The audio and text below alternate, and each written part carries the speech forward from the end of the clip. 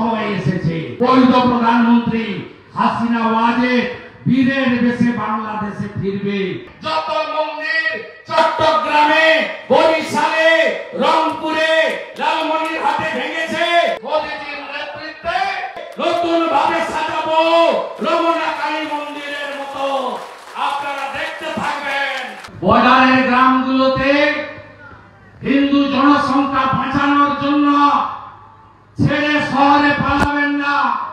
জলের দামে জমি বেচে বহরমপুর, কৃষ্ণনগর, কলকাতা যাবেন না। আরো পরিবারকে এনে বসতি বাড়ান, মন্দির তৈরি করুন, হনুমান চালিসা লাগান মাইকে, হরির নাম করুন, ঘরে ঘরে তুলসী মঞ্চ স্থাপন করুন, শাক বাজানো, দীপদানের ব্যবস্থা করুন। আমরা তো আছি। ডক্টর শ্যামাপ্রসাদ মুখার্জি 1947-এর 20 জুন বাঙালি হিন্দুদের জন্য পশ্চিমবঙ্গ তৈরি করেছিলেন। অস্বীকার করব না, জ্যোতি বাবুও সেদিন শ্যামাপ্রসাদ মুখার্জিকে সমর্থন করেছিলেন। 58 জন হিন্দু এমএলএ ভারত ভুক্তির পক্ষে ভোট দিয়েছিল, আর 21 জন মুসলমান আইনসভার সদস্য পাকিস্তানে যাওয়ার পক্ষে ভোট দিয়েছিল। তাই এই ল্যান্ড বাঙালি হিন্দুদের হোমল্যান্ড। আমরা ছাড়বো না, আমরা ছাড়বো না, আমরা ছাড়বো না। एक है तो बांटेंगे तो भाग হলেই মুশকিল। চিন্ময় প্রভু জেলে কেন? চিন্ময় কৃষ্ণ প্রভু আমরা ব্রাহ্মণ, ক্ষত্রিয়, বৈশ্য, শূদ্র, তফসিলি জনজাতি, কেউ ইস্কন, কেউ ভারত সেবাশ্রম, কেউ রামকৃষ্ণ মিশন, কেউ আর্য সমাজ, কেউ ঠাকুর অনুকূল চন্দ্র, কেউ বাবা লোকনাথ ব্রহ্মচারী, কেউ রাম নারায়ণ রাম, আমরা কেউ ওঙ্কারনাথ দাস বাবা ব্রহ্মচারী, কেউ গৌড়িয়া মঠ। এত ভাগে আমরা ভাগ, এই সুযোগটা ওরা নেয়।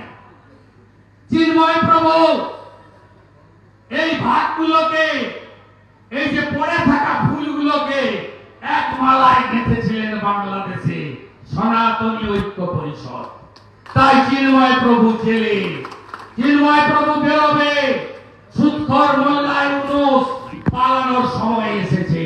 বৈধ প্রধানমন্ত্রী হাসিনা ওয়াজেদ বীরের বেশে বাংলাদেশে ফিরবে।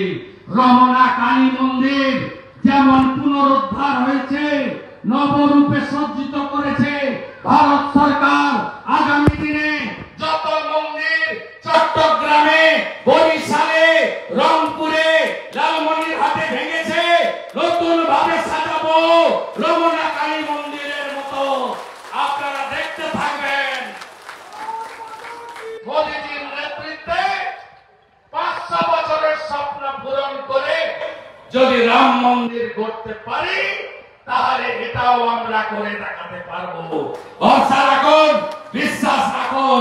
যশস্বী প্রধানমন্ত্রী, হিন্দু হৃদয় সম্রাট নরেন্দ্র মোদীজিকে আর ফলো করতে থাকুন। যোগীজির বাণী, যোগী আদিত্যনাথের বাণী। আর পারলে 144 বছর পরে একটা সুযোগ এসেছে, ত্রিবেণী সঙ্গমে স্নান করে আসুন। বলুন ভারত হিন্দু রাষ্ট্র হবে, এটাই আমার স্বপ্ন। সনাতন বোর্ড তৈরি হবে, এটাই আমার স্বপ্ন। ওয়াকফ বোর্ড থাকলে সনাতন বোর্ড নয় কেন? জনমানব তৈরি হন, এই লড়াই জিততে হবে, জিততে হবে। দেশপ্রেম, জাতীয়তাবোধ এবং ভারত মাকে আরো সমৃদ্ধ করার কাজ। জঙ্গি মুক্ত মুর্শিদাবাদ, যত জঙ্গি আছে এদের বিরুদ্ধে ব্যবস্থা নিতে হবে। আপনারা সতর্ক, ঐক্যবদ্ধ থাকলে এটা সম্ভব। আমাকে এখান থেকে বেরিলাগায় যেতে হবে। আপনারা জানেন মুর্শিদাবাদের প্রাক্তন এসপি, যিনি হোমগার্ড নিয়োগে কত কোটি টাকা মেরে পালিয়েছিলেন জানেন? তিনি পূজ্যপাদ কার্তিক মহারাজকে সন্ত্রাসবাদী বলেছেন। ঠিক একইভাবে চিন্ময় কৃষ্ণ প্রভুর মতো কার্তিক মহারাজ সন্ত্রাসবাদী, উত্তর দেন। প্রতিবাদ হবে না? প্রতিবাদ করা দরকার। আমি এখান থেকে বেলডাঙ্গা যাব, সেই সময় ঢুকতে দেয়নি। 5 বার চিঠি করেছি পুলিশকে, প্রত্যেকবারই বলেছে যে এখন আগের 144 এখন 163 লাগানো আছে, আসতে পারবেন না। 5 বার চিঠি করেছি, আপনাদের বিরোধী দলনেতা আপনাদের সাথে আছে। বাড়িতে বসে রাজনীতি করি না, মাঠে ঘাটে রাস্তায় ঘুরে রাজনীতি করি।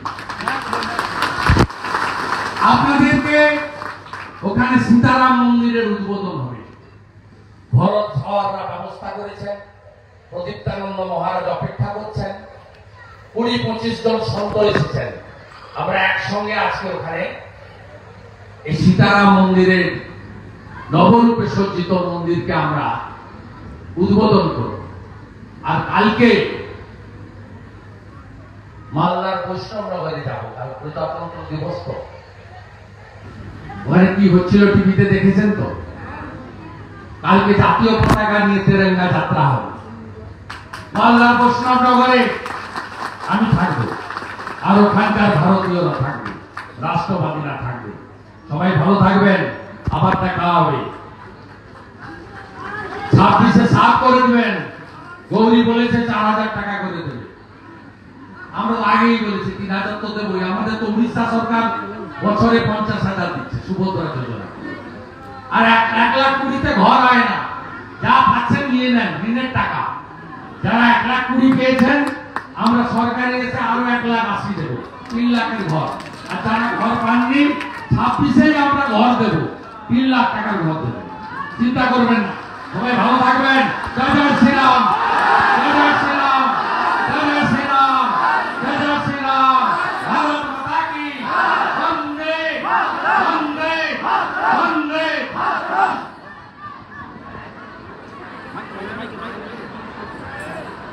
আমাদের ভিডিও ভালো লাগলে লাইক এবং শেয়ার করুন। কমেন্ট সেকশনে গিয়ে জানান আপনাদের মতামত। আরও ভিডিও পেতে আমাদের চ্যানেল সাবস্ক্রাইব করুন এবং প্রতি মুহূর্তে খবরের আপডেট পেতে প্রেস করুন বেল আইকন।